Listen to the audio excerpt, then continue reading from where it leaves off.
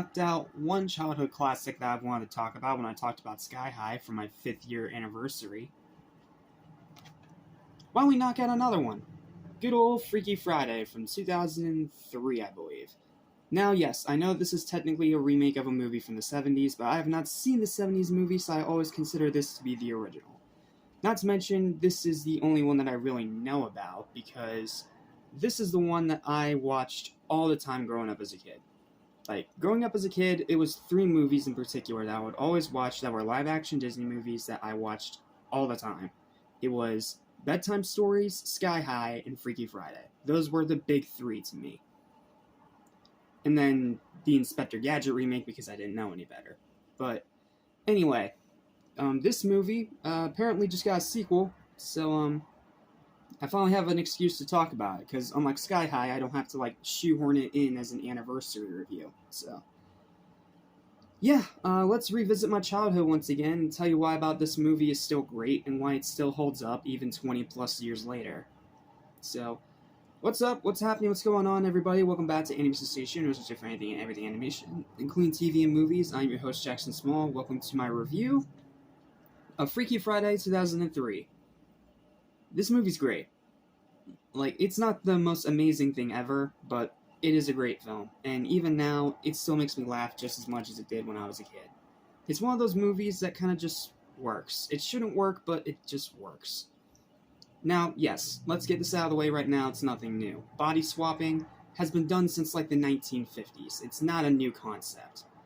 However, the way that this movie played around with that and having it be a mother and daughter swapping bodies, it's fascinating, and the way they actually execute it is very well done. And then it leads to a bunch of, typical Disney live-action slapstick, which back then it was actually good, and it's not cringe like it is nowadays. Disney Channel. And it's funny. This movie is ridiculously funny. It shouldn't be, but somehow it is, because you think pairing someone like Lindsay Lohan with a horror movie legend like Jamie Lee Curtis, who isn't great with making family movies. I mean, do not forget Meet the Fockers with Tim Allen. It was her and Tim Allen, that movie, flaming train wreck. But this one, it's a great family movie, and it's just a good movie overall. So, without further ado or delay, I'm going to put this down now, and let's talk about it. Here is my written review. It's not super long, but it details pretty much everything that I can say, because everything that has been said about it has already been said 1,000 times, so it doesn't really leave me with a whole lot of material to work with. So, here's my review for Freaky Friday. I hope you enjoy. And don't ask me about the 2019 thing. I'm not touching that with a 10-foot pole. Here we go.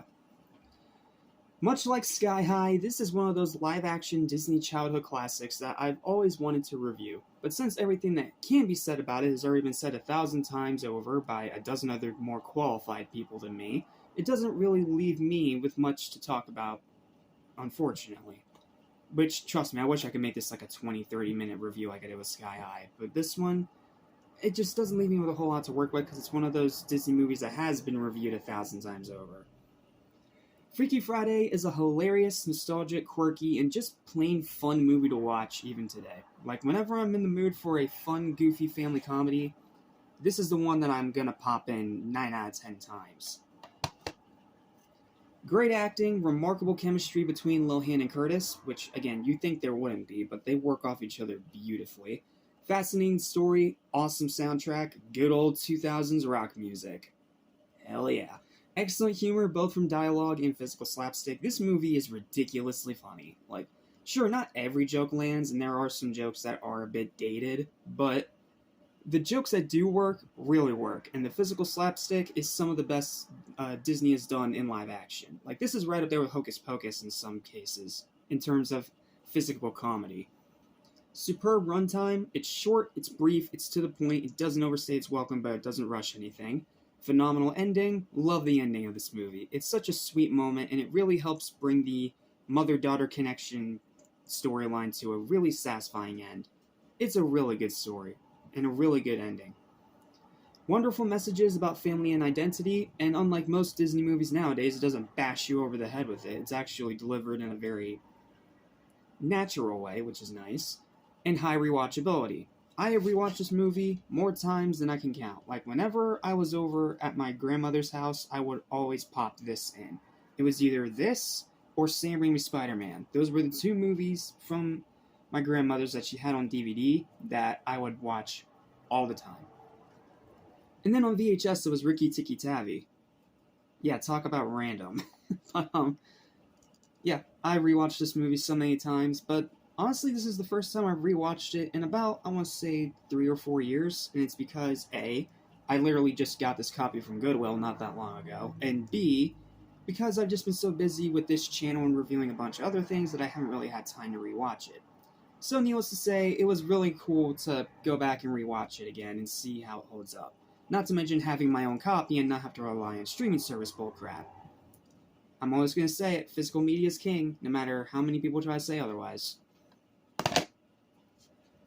But, that being said, as much as I do really like this movie, it is not perfect, and as an adult, I can see a bunch of flaws that keep me from being able to say that this is like one of the greatest movies ever. It's one of my favorite Disney movies, but it's not one of like the greatest films ever made, absolutely not. First of all, the writing is a bit dated.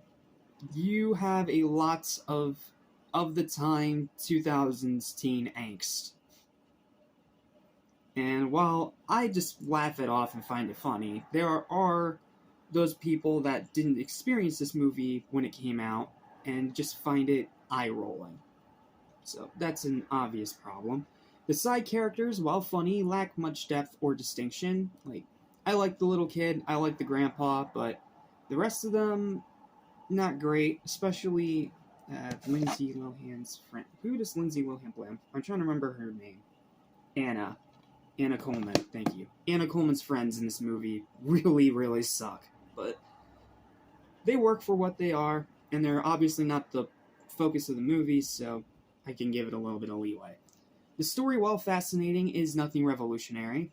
We've done body swap stories since the 50s. It's nothing new.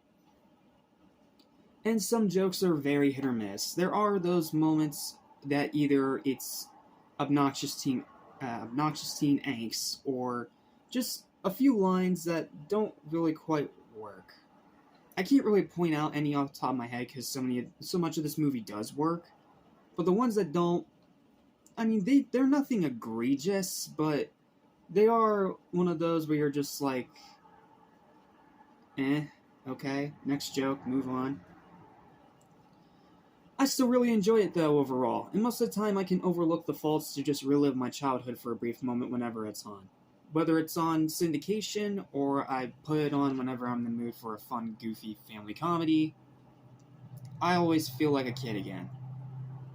And usually if you can do that, you get some high praise from me. I mean, I give the SpongeBob movie that kind of praise on a regular basis, because it makes me feel like a kid again. Or a better example, Wallace and Gromit: Curse of the Were-Rabbit. Loved that movie as a kid, I still love it now. Heck, I actually love that movie more as an adult.